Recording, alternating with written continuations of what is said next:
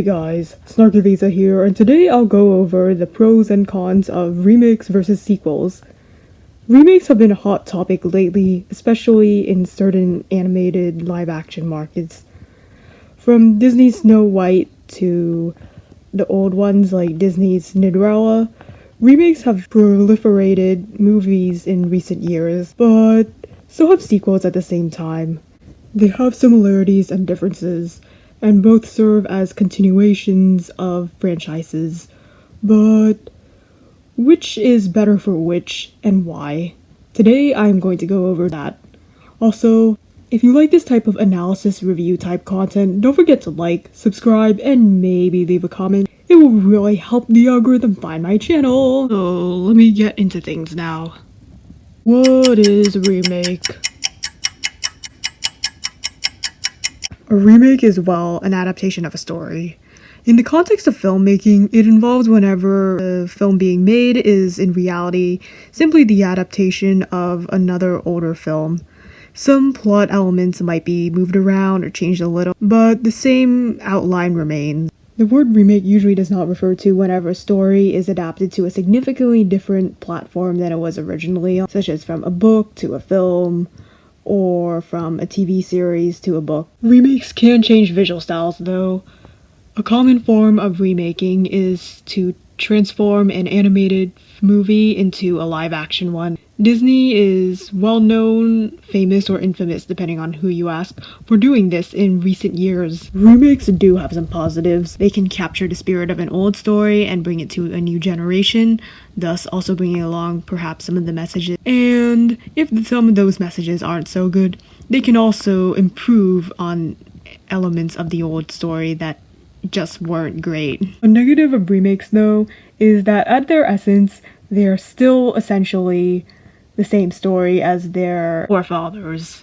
Audiences do like a good throwback film, but sometimes they just want to see new stuff as well. Thus, remakes can become quickly redundant if done too many times, and with little reason to exist. There's also the fact that sometimes the filmmakers either forget what made the original story good and do away with all the good parts altogether, thus making the new remake worse, or they do the opposite, forgetting that they're making a new film for new audiences and putting in everything from the original film into the new film, including all the bad parts as well.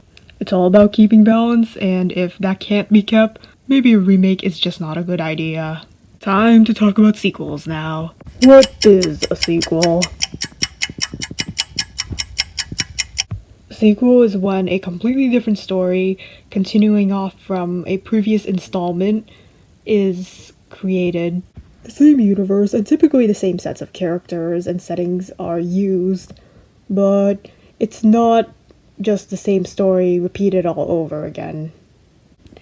An advantage of this is because this is a new story, more people might be drawn in. After all, they can't just go back to their saved list to watch their old movies or TV shows, or go back to their bookshelves to pick up the book they already bought. They have to pay their own money and get that new sequel. Or alternatively, if it's on Netflix or some streaming service, they could still go to watch that sequel on the streaming service, but it's still not just like going back to watch the old stuff. In addition, fans love to see their favorite characters or settings grow and change, just like how we in real life hopefully grow and change.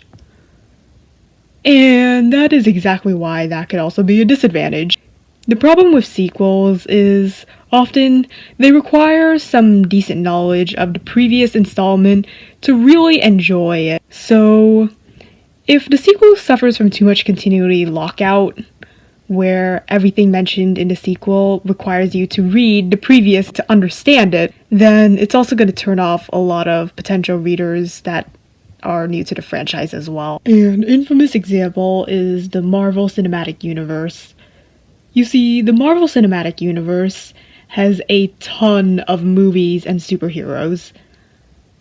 All the movies are interconnected in a way that requires watching several of them so you can understand even just one movie completely. Some of them are successfully written in a way that allows new viewers in to completely enjoy it even if they might not completely understand it.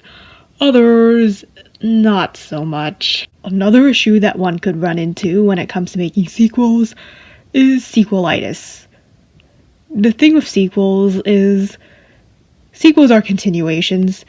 If the previous story wrapped up in a neat and fancy and tidy way, there is no need for a sequel, then there's really no point. It's a perfect ending. What more can you do with the characters or the setting? You could try and make a prequel that happens before the story starts, but you might also run into similar issues because you need the characters and the setting to be perfectly consistent with the beginning period of the original story you made as well. And if said beginning is too desolate or too complete to really serve a prequel, well, then don't make one. I don't know what else to tell you. So now that I've both covered sequels and remakes, with a little bit of prequels as well, what's my final verdict? Which one is better? Drumroll. It depends. I know, this is kind of what I've been telling you all video, but yeah, it really does depend on the context whether a remake or a sequel is better. And sometimes you don't have to choose between the two. If you have enough money or enough time or both, you could. That being said, ultimately I think a well-crafted sequel tends to maybe be a bit better of a concept than a well-crafted remake.